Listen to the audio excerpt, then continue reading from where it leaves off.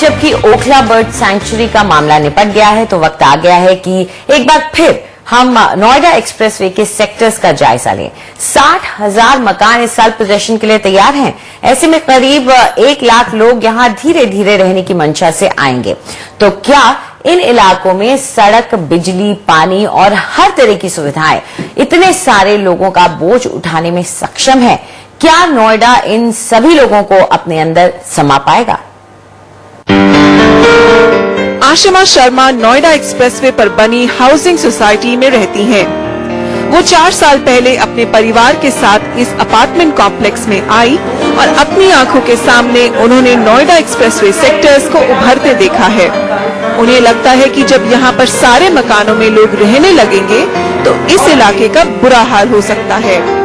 जहाँ नई डेवलपमेंट अभी बन रही है तो जो रोड उनके सामने है, यू कैन सी कि इतना सारे जो लोग बस जाएंगे, ये कहाँ जाएंगे? अगर आप देखें एग्जाम्पल अगर मैं लूँ, बाहर के देशों में जब कोई डेवलपमेंट होता है सबसे पहले वो रोड और पार्किंग का करते हैं, उसके बाद वो बिल्डिंग बनाते हैं। यहाँ ऑपोजिट हो रहा है। नोएडा एक्सप्रेसवे की अंदरूनी सड़कों पर आते जाते इन्हें कई बार दिक्कत आती है, क्योंकि कहीं खतरनाक मोड़ है तो कहीं सड़कों में गड्ढे। रात में रोशनी की कमी भी दुर्घटनाओं का सबब बनती है। यहाँ पर परिवहन की कमी होने की वजह से अपनी गाड़ियों पर ही निर्भर रहना पड़ता है। यहाँ के निवासियों की इसी तरह की परेशानियों को सुलझाने के लिए हम नोएडा प्राधिकरण के चेयरमैन से मिले। उन्होंने ये बात मानी कि जन परिवहन की कमी है और आश्वासन दिया कि ये उनकी प्राथमिकता है। हम ऐसी अच्छी सिटी बस सेवा लॉन्च करना चाहते हैं कि लोगों को अपने सेक्टर के पास से बस सर्विस अवेलेबल हो, उससे फिर मेट्रो पे आ सके और पैदल, उसके बाद पैदल या रिक्शे से या ऑटो से अपने सेक्टर तक पहुंच सके। तो उस नेटवर्क पे हम काम कर रहे हैं। 200 बस शेल्टर भी अथॉरिटी बनाने जा रही है। नोएडा वासियों को दिन में खराब ट्रैफिक सिग्नलों और रात में चोरी चकारी जैसे अपराध की भी शिकायत है। नोएडा प्राधिकरण सुरक्षित माहौल देने के लिए क्या कोई कदम उठा रही है? सिक्योरिटी सर्विलांस, जो डिजिटल सिक्योरिटी सर्विलांस का सिस्टम हमारा 1 साल से प्रोजेक्ट टेंडर स्टेज पे था, हम उसको टेंडर करने जा रहे हैं। वो जब मेरा ख्याल है जब सीसीटीवी कैमरे सभी चौराहों पे लग जाएंगे, एसएसपी से हमने रिक्वेस्ट की है कि जो निर्जन इलाके हैं जहाँ पे अभी आवाजाही ज्यादा नहीं है गाड़ियों की, वहाँ पे थोड़ा पीसीआर वैन्स का मूवमेंट बढ़ा दें। वादे के बावजूद नोएडा के सभी घरों में अभी तक गंगा का पानी नहीं पहुंचा है। प्राधिकरण का कहना है कि 2 महीने में वो पाइपलाइन तैयार कर लेंगे। जिन सेक्टरों में कम लोग बसे हैं, वहाँ की सड़कों की ऊपरी परत फिर से बनेगी। ये आश्वासन भी दिया गया कि सड़कों पर बत्तियां लगाने का काम जारी है और साल भर के भीतर हर घर से कूड़ा इकट्ठा करने की व्यवस्था शुरू की जाएगी और कचरे को वैज्ञानिक तौर से ठिकाने लगाया जाएगा। वादे अपनी जगह हैं, लेकिन लोगों को काम दिखना चाहिए और वो भी अच्छी क्वालिटी का। प्राधिकरण के अध्यक्ष की बात अमल में आए तो नोएडा वालों के अच्छे दिन दूर नहीं। ये बीच बीच में कभी कभी ऑब्स्टिकल्स आते हैं, लेकिन ये विकास यात्रा अनवरत जारी रहेगी। चाहे लोग कितने भी कोशिश करें हमारी स्पीड को रोकने की, लेकिन हमारी स्पीड कम होने वाली नहीं है। कैमरा पर्सन एजे जोसेफ के साथ वसुधा शर्मा, इंडी टीवी। नोएडा और वहां पर रहने की स्थिति और वहां के प्रॉपर्टी बाजार, इस सब पर हम चर्चा करेंगे। इस वक्त हमारे साथ मौजूद हैं आलोक तिवारी, जो कि डायरेक्टर हैं जेएम हाउसिंग के, और विवेक नेब हैं, जिनका लोटस पनाश में एक खुद का मकान है। तो आप दोनों का बहुत बहुत शुक्रिया हमारे साथ जुड़ने के लिए। तो तिवारी साहब, आपके साथ शुरुआत करना चाहेंगे। अब हम देख रहे हैं कि जब से लोग कह रहे हैं कि ये जो मामला निपट गया है सैंक्चुरी का, इसके बाद ऑक्यूपेशन सर्टिफिकेट मिलने शुरू हो जाएंगे और यही उम्मीद है कि मकान लोगों को पोजेशन पे मिलने लगेंगे।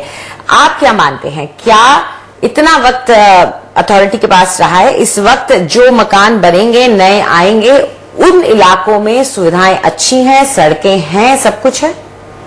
देखिए, मेरा मानना है कि नोएडा शुरू से ही एक डेवलप्ड प्लान डेवलपमेंट के कैटेगरी में आता है और इस एरिया का सबसे बड़ा फायदा भी यही था और इसी तरह लोग डेवलप किया था बिल्डर्स ने।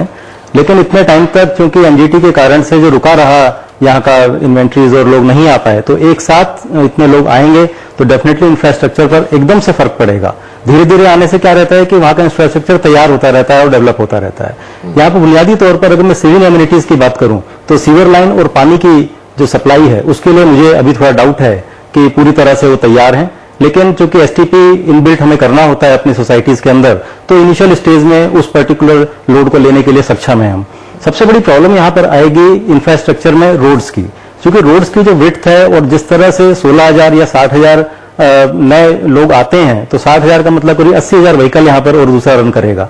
80,000 व्हीकल को लेने के लिए क्रॉसिंग्स के ऊपर जो अभी से इतने रेड लाइट्स पे जाम वगैरह लगे होते हैं, तो एक बहुत बड़ा क्वेश्चन मार्क है। NH24 को हालांकि सरकार 8 लेन्स में कन्वर्ट करने का काम शुरू करने की बात कर रही है, लेकिन जितना समय उसको बनाने में लगेगा और इन सब चीजों को देखते हुए जो पास्ट का रिकॉर्ड रहा है, तो इसमें आगे आने वाले 2-3 साल काफी मुश्किल के हो सकते हैं। लेकिन इसका बड़ा सिंपल सा सजेशन रह सकता है कि जितने क्रॉसिंग्स हैं, अगर वहां पर फ्लाईओवर या अंडरपास का पहले से प्रावधान रहे, ताकि बिल्कुल रेड लाइट फ्री अगर हम रोड्स बना पाते हैं यहाँ पर, तो डेफिनेटली हमें बहुत फायदा मिलेगा और कम्यूटर्स को और लोगों को वहां पर आराम रहेगा। जी, प्लानिंग की बहुत ज्यादा जरूरत है इसके लिए। हालांकि नोएडा में ट्रैफिक की सिचुएशन भी कुछ ऐसी रहती है कि कई लोग फॉलो भी नहीं करते, लाइट्स हो ना हो, ये भी एक अलग मसला रहता है। लेकिन खैर विवेक, आपसे थोड़ा एक अलग मुद्दे पर भी हम जानकारी लेना चाहेंगे। आपकी परेशानी अलग ही है, आपको शायद सड़कों से फर्क ना पड़े और सीवर का भी आपको चिंता ना हो, क्योंकि आपको तो मकान ही नहीं मिला है। बिल्कुल सही अंजलि,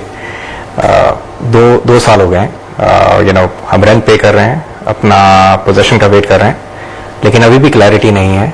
कोर्ट में केस चल रहा है, लेकिन अगला साल भी मुश्किल लगता है कि हमें फ्लैट मिलेगा। तो ये क्या परेशानी आप देखते हैं कि नोएडा के अक्सर जो लोग हैं वहां आपके आसपास के प्रोजेक्ट्स में भी जिन्होंने मकान लिए हुए हैं, क्या ये एक आम सी परेशानी आप देख रहे हैं?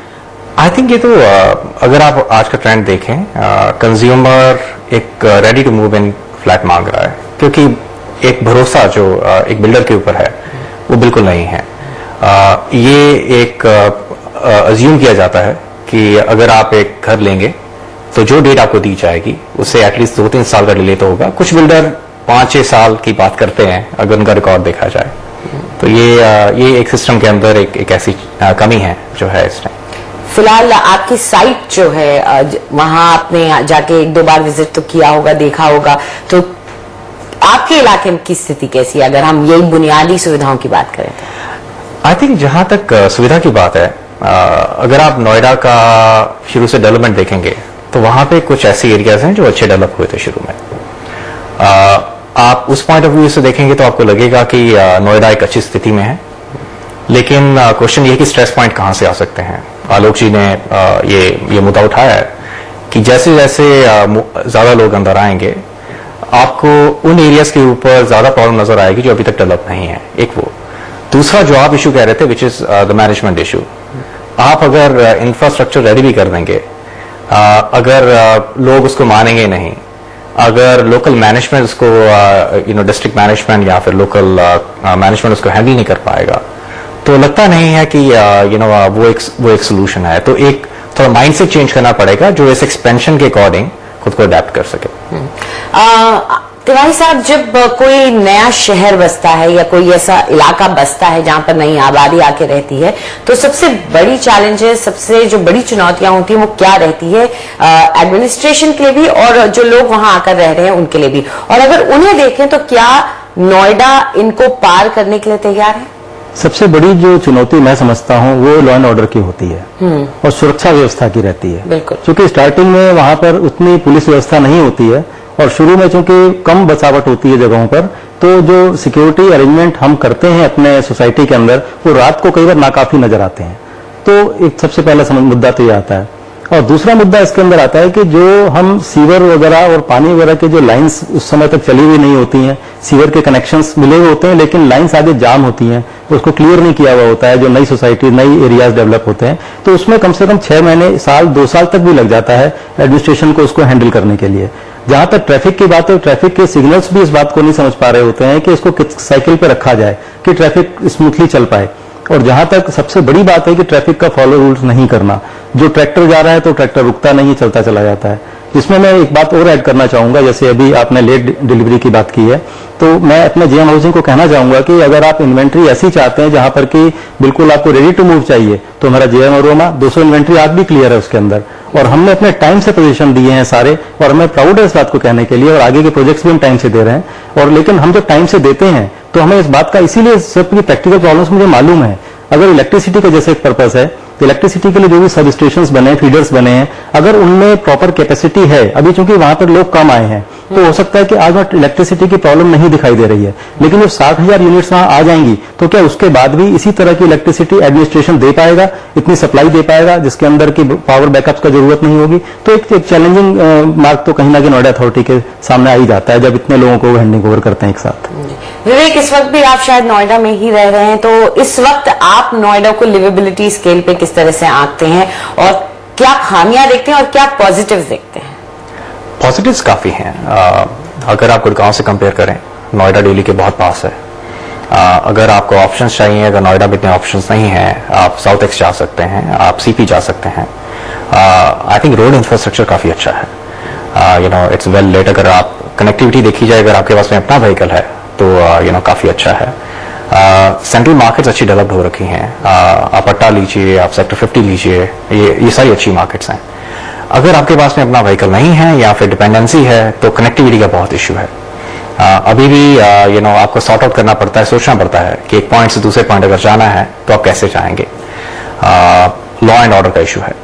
अगर आप रात को ट्रैवल करते हैं तो आप फैमिली के साथ थोड़ा इनसिक्योर फील करते हैं, क्योंकि आपको लगता है कि अगर आपको आसपास एडमिनिस्ट्रेशन के लोग भी दिखते हैं, वो आपको प्रोटेक्ट कर पाएंगे या नहीं कर पाएंगे, ये श्योरिटी नहीं है। तो ये एक दो इश्यूज बहुत बड़े हैं। बाकी ट्रैफिक की प्रॉब्लम नोएडा की वेल नोन है। कोई नोएडा में आता है तो पहली बार वो सरप्राइज हो जाते हैं, वो कहते हैं कि लोग जो है हर डायरेक्शन में जाते हैं यहाँ पे, तो वो एक इश्यू है। अगर थोड़ा सा भी क्लॉगिंग हो तो आप compare to other parts NCR के, आप 1-2 घंटा ज्यादा आप ऐड करके चलिए। तिवारी साहब, एक चीज और हमने देखी है, वो है कि नोएडा में एक बड़े ही अलग तरीके से विकास होता है। सडनली हम देखते हैं स्पर्ट होता है, विकास होता है, फिर राज्य में सरकार बदलती है तो फिर रुक जाता है, फिर होता है, नहीं होता है। तो पॉलिटिकल सिचुएशन जो है वो बहुत उस पर असर डालती है कि किस तरह का विकास हो रहा है। क्या आप भी मानते हैं कि एक पॉलिटिकल स्टेबिलिटी की जरूरत रहती है? देखिए, पॉलिटिकल स्टेबिलिटी की तो पूरे देश में, सब जगह, पूरे वर्ल्ड में जरूरत होती है किसी भी कंट्री को राइज करने के लिए, क्योंकि जो नई सरकार आती है उसको 6 महीने सिर्फ उसको ग्रेस्प करने में लग जाते हैं कि हमें कहां पर क्या एक्टिविटी करनी है या क्या प्लानिंग्स करनी है। और एक चीज ये भी देखी जाती है कि दूसरे ने अगर कोई पुल बनाना शुरू किया तो उसको बीच में ही रोक देंगे। जी, मैं शायद इस बात को इतना ज्यादा नहीं कहूंगा, क्योंकि कारण ये होता है कि उसके कंप्लीशन का जो उद्घाटन का जो क्रेडिट है वो जो सरकार वहां बैठी होती है वो ले लेती है, तो उसका इतना नहीं फर्क पड़ता। लेकिन ये बात जरूर है कि जो उनकी दी हुई दूसरी जो सोशल विकास की दूसरी जो इंफ्रास्ट्रक्चर रिलेटेड योजनाएं होती हैं, और उसमें उसे लगता है कि 90% कंप्लीट हो चुकी है या उसमें कुछ हमें ज्यादा क्रेडिट मिलने वाला नहीं है, तो वहां पर वो स्लो डाउन जरूर हो जाते हैं उनमें। तो ऐसा लगता है कि इसका असर होता है, हर एक राज्य में होता है, उसी तरह उत्तर प्रदेश में भी होता है। लेकिन अब चूंकि ऑलरेडी 3 साल सरकार को हो चुके हैं, तो वो इशू आज की डेट में नहीं है। तो आज तो यह है कि इंफ्रास्ट्रक्चर का जो डेवलपमेंट है वो जिस तर्ज पे होना चाहिए वो उस तर्ज पे अगर होता है, क्योंकि जैसे मेट्रो का जो करंट फेज है 5 नंबर फेज ये चल रहा है, अगर फेज कंप्लीट हो जाता है तो इस कंप्लीट होने के बाद में 2-2.5 साल के बाद में जो सेक्टर 71, 75, 76, 78 और आगे तक 150 तक हम चले जाते हैं, तो एक अच्छा हमारे को नेटवर्क मिल जाता है। मेट्रो कनेक्टिविटी जो अभी प्रॉब्लम बता रहे हैं कि वो प्रॉब्लम है वहां पर, जैसे अपना व्हीकल नहीं है, तो डेफिनेटली वो उस पर्टिकुलर प्रॉब्लम से बाहर निकल जाता है। जी बिल्कुल। तो नोएडा तैयार है अब लोगों के आने के लिए, और उम्मीद यही की जा रही है कि कुछ कोशिशें वहां पर सरकार और एडमिनिस्ट्रेशन की तरफ से कुछ ऐसी भी की जाएंगी कि जो लोग नए आए उन्हें कोई दिक्कत ना हो। आप दोनों स्टूडियो में आए उसके लिए बहुत बहुत शुक्रिया आपका। शुक्रिया, थैंक यू।